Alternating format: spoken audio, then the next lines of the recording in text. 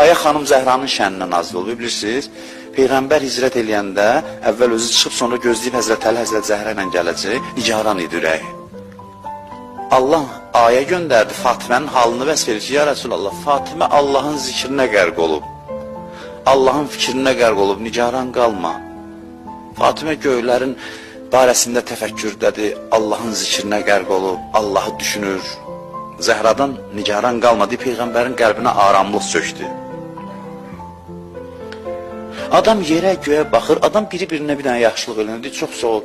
Allaha necə, nə deyəsən, deyir ki, bax bu qədər, hər şeydə bax, nə ki görürsən, hamısı sənin xidmətçindir, sənə görə başının sədaqəsidir, necə deyim, sənə qurbandır bu şeylər, sənin xidmətçilərindir.